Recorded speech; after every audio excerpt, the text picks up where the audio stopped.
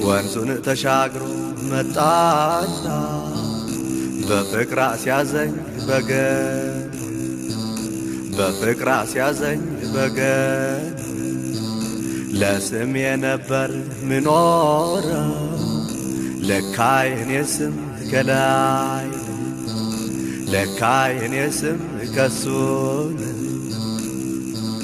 ስሜ በከንቱ ሐሜት ቢጠራ ከሰማይ ያለኝ ሌላ ስም ከሰማይ ያለኝ ሌላ ስም የልጅነት ክብር ከሰጠው ከዚህ በላይ ስም ምን አለ ከዚህ በላይ ስም ምን አለ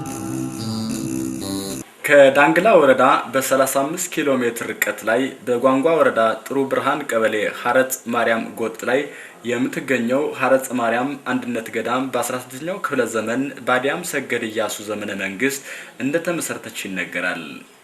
ገዳሟን የመሰረቷት አባት አቡነ ተጠምቀ መድህን የተባሉት ታላቅ አባት ናቸው። አባታችን አቡነ ተጠምቀ ከነብሴ ከምትባል አካባቢ ከአባታቸው ከገብረ ክርስቶስና ከእናታቸው ከወለተ ማርያም ተወልደው በስርዓተ ቤተክርስቲያን ብሉይና አዲስ ኪዳን ተምረው ካጠናቀቁ በኋላ በአጼ አዲያም ሰገድ ዘመነ መንግስት መንነው ወደ ጋዘን በረሃ በመሄድ የራሳቸውን 7 ገዳማትን መመስረታቸውንም ከገዳሙ የተገኘው መረጃ ይጠቁማል። ከመሰረቷቸው ገዳማት መካከል አንደኛ ኳንቻ ማርያም፣ ሁለተኛ ጋሾላ ኪዳነ ጊዮርጊስ፣ ሶስተኛ አውሽካን ኢየሱስ፣ አራተኛ ይማላ ኪዳነ ምሕረት፣ አምስተኛ ወገዳ ገብረ መንፈስ ቅዱስ፣ ስድስተኛ ወልጓዲት ሐዋርያት፣ ሰባተኛ ካገና ኤዎስጣቴዎስ ናቸው። እኚህ ታላቅ አባት ከላይ የተጠቀሱትን 7 ገዳማትን ከመሰረቱ በኋላ በመንፈስ ቅዱስ እየተመሩ ምንም ሰው በሌለበት ጎንደር ጋዝጌ በረሃ ተነስተው በረሃውን አቋርጠው በነብርና በአንበሳ ታጅበው መተከል ጓንጓ ወረዳ አበባ አቦ ደረሱ። ቦታውንም አበባ አቦ አሉት። ትርጉሙም አበባ ማለት ሰው ተገኘ ማለት ነው። ከዚህ በኋላ እኚህ ታላቅ አባት ሰው እያስተማሩ እያሳመኑና እያጠመቁ መተከል እንደገና 6 ገዳማትን መስርተዋል። እነሱም አንደኛ ስጋዲ ሚካኤል፣ ሁለተኛ ጉም ኢየሱስ፣ ሶስተኛ ሐረጽ ማርያም፣ አራተኛ ድባራ ማርያም፣ አምስተኛ አበባ አቦና ስድስተኛ ሩፋኤል ናቸው። ፈላልጦ ማስነሻ ማይጠቅመው ድንጋይ ፈላልጦ ማስነሻ ለዳኛም ዳኛለው ላንበሳም ተኩላ ለዳኛም ዳኛለው ላንበሳም ተኩላ ነምሩን አሯሩጦ ቀምቶሎ ሚበላ ነምሩን አሯሩጦ ቀምቶሎ ሚበላ ታላቁ አባት አቡነ ተጠምቀ መድህን በሐረጽ አንድነት ገዳም ብዙ ደቀ መዛሙርት ነበሯቸው። ከነዚህም መካከል ደግሞ ታላቁ አቡነ አትናቴዎስ ነበሩ። ከታላቁ አቡነ ተጠምቀ መድህን ቃላቸውን ተቀብለው ሐረጽ አንድነት ገዳምን የመሩት አቡነ አትናቴዎስ የገዳሙ መጋቢ በመሆን እንጀራ እየጋገሩ ወጥ በእጃቸው እያማስሉ በአንዲት ሌሊት 12 ቅርጫት እህል ይፈጩ ነበር። እንጨትም ይለቅሙ ነበር። ከሰማይ ያለኝ ሌላ የልጅነት ከሰጠው ከዚህ በላይ ስም ምን አለ ከዚህ በላይ ስም ምን አለ ወልድ ወመንፈስ ቅዱስ አሐዱ አምላክ አሜን። በስመ አብ ወወልድ ወመንፈስ ቅዱስ አሐዱ አምላክ አሜን። መዝሙሩን ለመዘመር በአብ ስም በወልድ ስም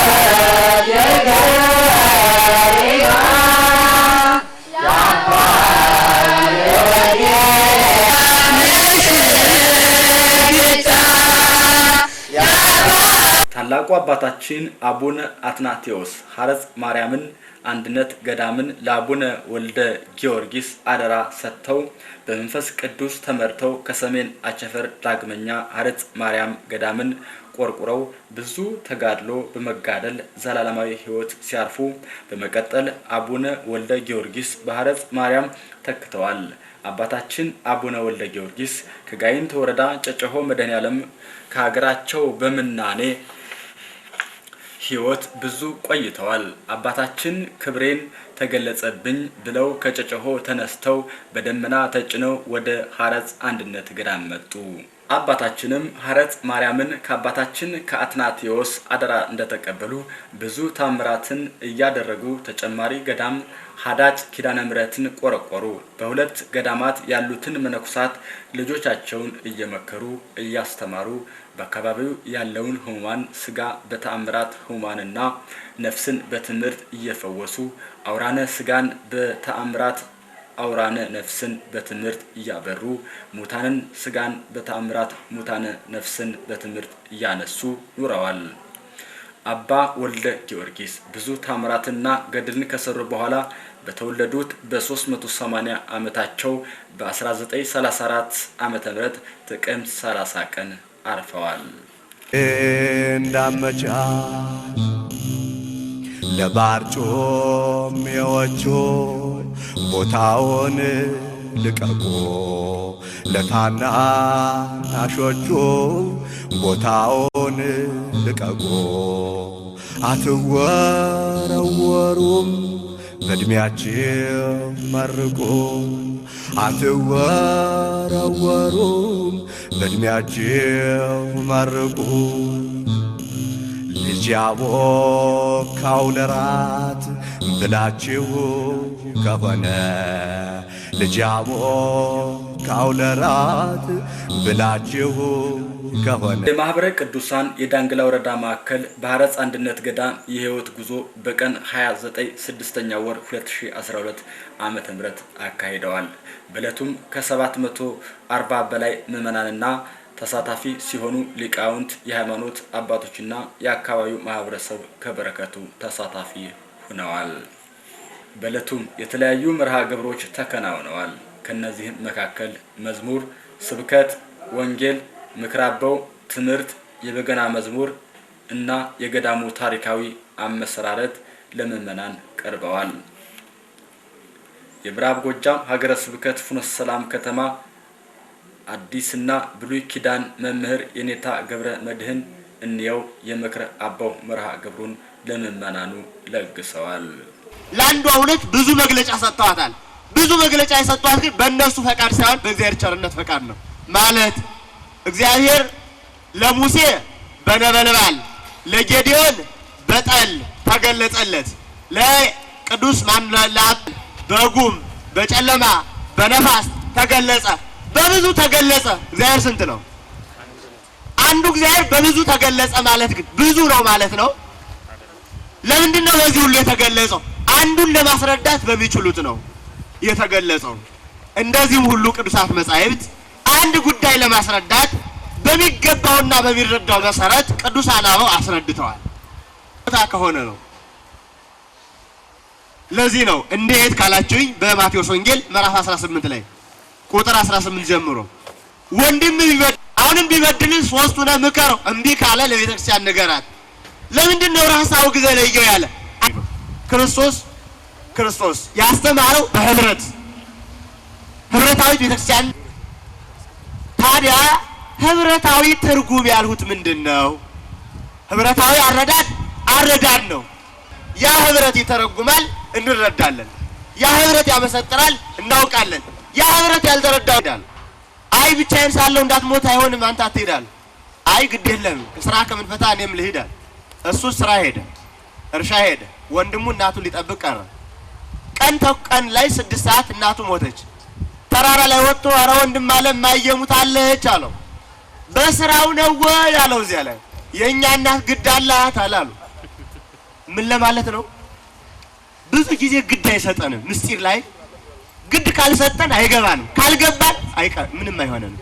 ለዚህ ነው የመጣው የሚያፍሰን። በተለይ ይሄ የሴኩላሪዝም አስተሳሰብ ትምህርታችን በጠባዩ ሰውን ባዶ ማድረግ ስለሆነ ሳያውቅ አዋቂ ሳይረዳ ተረጅ የግሬድ እያስቆጠረ እያሳለፈ ዝም ብሎ እየሞላን ውበት፣ ዝና፣ ማማር፣ ማጌጥ ይሄን እየሰጠን ስለሚ ጠንካራ ነገር መስማት አንፈልግም። እንዳንፈልግ አድርጎ ነው የሚሰራን። አናውቀው እንዴት እንደተገጠመን አንረዳውም። እግዚአብሔር ይፈጉሰን። በነገራችን ላይ ልመልሳችሁ፣ አዋልድ መጻሕፍት ምንድን ናቸው? አዋልድ የመጀመሪያ አዋልድ መጽሐፍ ማለት ማን ነው ካላችሁኝ፣ ቅዱስ መጽሐፍ ራሱ መጽሐፍ ቅዱስ አዋልድ ነው። ልጅ ነው ማለት ነው። አዋልድ ማለት ልጆች ማለት ነው።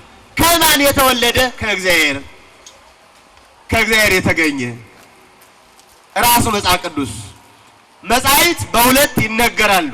የቀኖና መጻሕፍት ከቀኖና ደግሞ የተለዩ መጻሕፍት እየተባሉ በሁለት ይነገራሉ። ምንድነው ያሉ? መጻሕፍት በስንት ይነገራሉ? በሁለት ይነገራል። የምንና የምን? የቀኖናና ከቀኖና ውጭ የሆኑ። ቀኖና ማለት ነው። አንዳንድ ጊዜ ስርዓት ይሆናል፣ አንዳንድ ጊዜ ቁጥር ይሆናል። ቀኖና የቀኖና መጻሕፍት ስንል የስርዓት ካለ እንደ ሲኖዶስ፣ እንደ አብጥሊስ፣ እንደ ግጹ፣ እንደ ስርዓተ ጽዮን፣ እንደ መጽሐፈ ኪዳን፣ እንደ ፍትሐ ነገሥት ያሉትን ማየት ነው የስርዓት መጻሕፍት። የቀኖና መጻሕፍት ስንል ግን በሐዋርያት በ51ኛው ቀኖና፣ በሰለስቱ ምዕት በሁለተኛው ቀኖና መጻሕፍት ዘእዙስ ተወክፎቶን ምዕመናን ሊቀበሏቸው የሚገቡ መጻሕፍት 81 ናቸው ብለው የቆጠሯቸው ናቸው። ስለዚህ መጻሕፍት የቁጥርና የስርዓት መጻሕፍት ይባላሉ ማለት። ቀኖና ሁለት ነው፣ ስርዓት ይሆናል፣ ቁጥርም ይሆናል።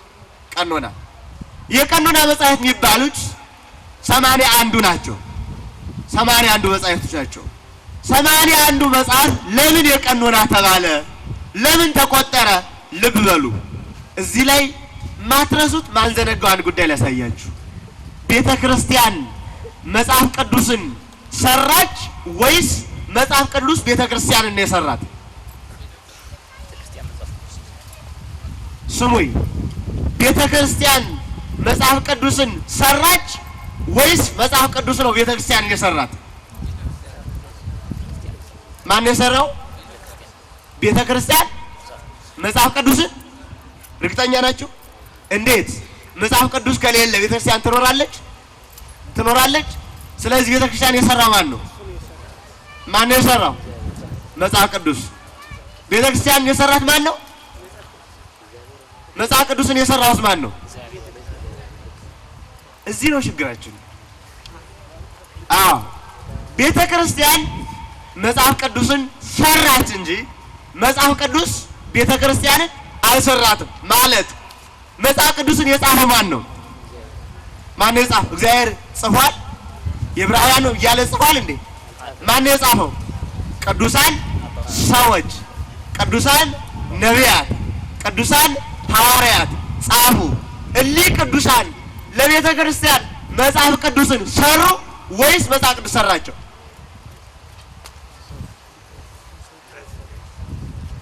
ማን የሰራው? የኛ ቤተ ክርስቲያን። በእርግጥ ቤተ ክርስቲያን የሚለውም ስለማንግባባ እሱም ነው አንድ ችግር የሚሆን። ቤተ ክርስቲያን ማለት ምን እያሉ ነው? አሁን ቤተ ክርስቲያን ተጎዳች፣ ቤተክርስቲያን እንዲሆነ ቤተክርስቲያን እንዲተደረገ ስንል ምን እያልን ነው? ህንጻው ተቃጠለ እንዲሆነ ቤተክርስቲያን ንስራ ስንል የሆነ በቃ ህንጻ እናንስ ማለት ነው። ብሎኬት መደርደር፣ ድንጋይ መውቀር፣ ማነጽ የመጨረሻ ይሄ ነው። እውነት ነው፣ ገብቶን እሱ ነው አንዱ ያለን። ቤተክርስቲያን መሰረታዊ ጉዳይ ሰው ነው። ሰው ነው የኛ ሰው ገንዘቡን ንብረቱን ሰው ላይ አይሰራ። ሰው ያጠፋል፣ ህንጻ ያንጻል። ህንጻ ያንጻል። ሌላ ምን ነው? ክርስቲያኖች ከሌሉ የእግዚአብሔር ሕያው መቅደስ ሰው ከሌሉ ድንጋይ መደርደር፣ ብሎኬት መደርደር፣ ማነጽ፣ ሄኒያል ማጫረት ምን ነው? ቅድሚያ ሰው ነው። ግንዳቸው ክርስቶስ ነው። እነሱ ሕዋሳት ናቸው። መጽሐፍ ቅዱስን የጻፉ እነዚህ ሕዋሳት ናቸው። እነዚህ ሕዋሳት ማሰቢያቸው ራሳቸው ማን ነው? ማን ነው? ክርስቶስ ነው። ክርስቶስ ከሆነ መጽሐፍ ቅዱስን ቤተክርስቲያን ሰራች ወይስ መጽሐፍ ቅዱስ ቤተክርስቲያንን ሰራች? ቤተክርስቲያን ማንን ሰራች? መጽሐፍ ቅዱስን ጻፈች። በዚህ ጊዜ መጽሐፍ ቅዱስን ቤተክርስቲያን ከጻፈች የመጨመር የመቀነስ የመደመር የመቁጠር መብት አላት ወይስ የላትም? ልውሰዳችሁ። መጽሐፍ ቅዱስ ስንት ነው ያልኋችሁ ቅድም? 81። መጽሐፍ ቅዱስ 81 ነኝ ያለ ራሱ ነው ወይስ ቤተክርስቲያን ናት ነው ያለችው? ማናት ያለችው? ቤተክርስቲያን ከተስማማች 100 አድርጋ ብትቆጥረው ትችላለች ወይ አትችልም? ለምን? መጽሐፍ ቅዱስ ማን ስለሰራው? ራሷ ስለሰራችው። ልብ በሉ። ቤተክርስቲያን ከቁጥር በላይ ናት። ቤተክርስቲያን ከቀኖና በላይ ናት። ቀኖናን የሰራች ቤተክርስቲያን ናት እንጂ ቀኖና ቤተክርስቲያን አልሰራትም። መጋቢ አይላፍ ስጦታው አያሌው ለምእመናኑ ትምህርት ሰጥተዋል።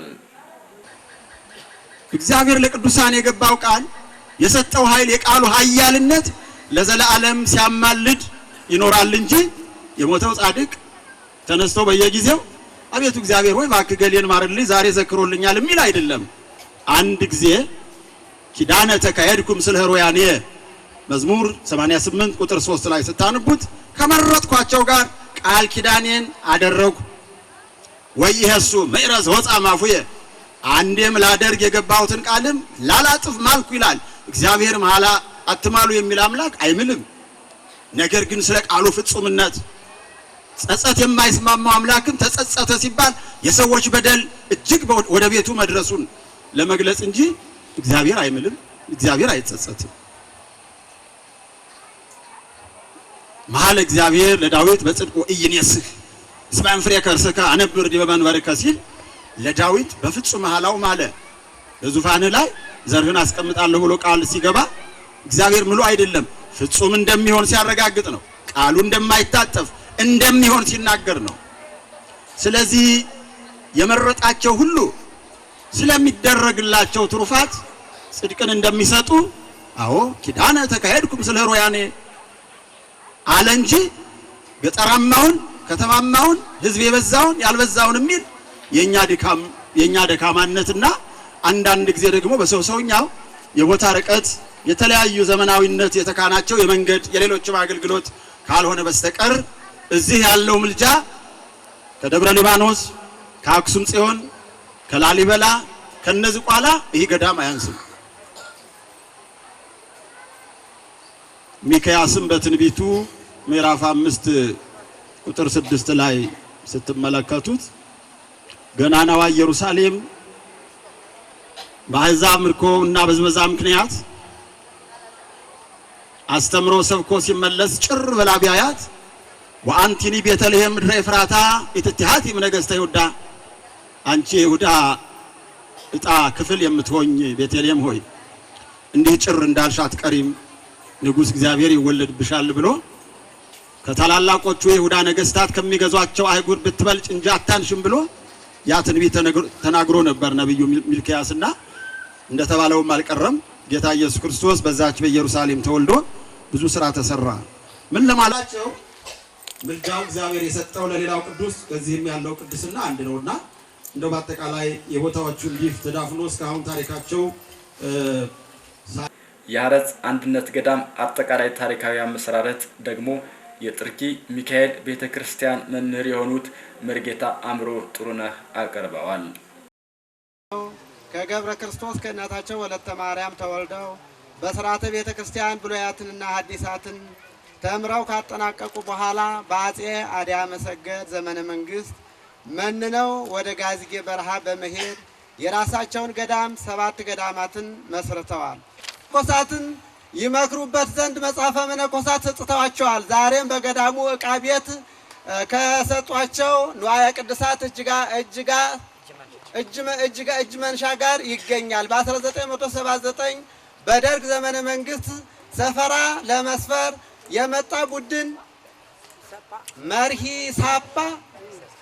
ሳፓ የአባታችን ወልደ ጊዮርጊስን ተአምራቸውን ባረፍክበት ቀን ማህሌት የቆመውን በእጁ ያጨበጨበ በእግሩ እያሸበሸበ እስከ 10 ትውልድ ድረስ እምርልሃለሁ። ስጋህንም ሙስና መቃብር አያገኘውም። ከመቃብርህም ላይ እስከ ዕለተ ምጽአት ድንቅ ታምራት አደርጋለሁ ብሎ ቃል ኪዳን ከሰጣቸው በኋላ መላእክቱን አስከትሎ ወደ ሰማይ አርጓል። አባታችን አባ ወልደ ጊዮርጊስ ይህን ቃል ኪዳን ከጌታ ከተቀበሉ በኋላ መንፈሳዊ ልጆቻቸውን መናንያንና ሁለቱንም ገዳማቸውን ለአባ ወልደ ገብርኤል አደራ ሰጥተው ብዙ ትንቢት ተናግረው በተወለዱ በ38 ዓመታቸው በ330 ዓመታቸው 1934 ዓመት ጥቅምት 30 ቀን አርፈዋል። ከሞቱ በኋላ ማንም ስጋዬን እንዳይነካኝ እስከራቸውን ከመቃብሩ አቁመውት ሂደው በበነገታው መጥተው ቢያዩት መቃብራቸው ተከፍቶ ስጋቸውና ጭራቸውን መቋሚያቸውን አጡት። አባታችን ከመቃብር ተነስቶ ለአንድ ሐረጽ አንድነት ገዳምን ታሪኳን ለማስጠበቅ መንግስት የተለያዩ መሰረተ ልማቶችን በአካባቢው ቢገነባ የተሻለ ይሆናል። ህብረተሰቡ ደግሞ በተቀናጀ ተሳትፎ በማድረግ የገዳሟን ታሪካዊነት ይበልጥ ለማስተዋወቅ በገንዘብ በጉልበትና በእውቀት ድጋፍ ቢያደርግ ለራሱም ሆነ በረከትን ለትውልድ ደግሞ ታሪካዊ ቅርሶቻቸውን ለማስረከብ ትልቅ ፋይዳ ይኖረዋል። ሰላም ፈጣሪ ኢትዮጵያን ይባርካት። ያም ዳኛለው ላንበሳም ተኩላ ለዳኛም ዳኛለው ላንበሳም ተኩላ ነምሩን አሯሩጦ ቀምቶሎ ሚበላ ነምሩን አሯሩጦ ቀምቶሎ ሚበላ ጎዴኔ ቆርጠኛል መሽቶ እስኪነጋ ጎዴኔ ቆርጠኛል መሽቶ እስኪነጋ ፈዋሽ ካገኘሁኝ እከፍላለሁ ዋጋ ፈዋሽ ካገኘሁኝ እከፍላለሁ ዋጋ እኔ ብቻ መስሎኝ የሆድ ሕመምተኛ እኔ ብቻ መስሎኝ የሆድ ሕመምተኛ ለካ ብዙ ሰው ነው በቁርጠት የተኛ ለካ ብዙ ሰው ነው በቁርጠት የተኛ ሆዳችን ጨብጠን ይሄው ሁሌ ያለነ ሆዳችን ጨብጠን ይሄው ሁሌ ያለነ መዳኛማ ቢኖር ስንቱ ሰው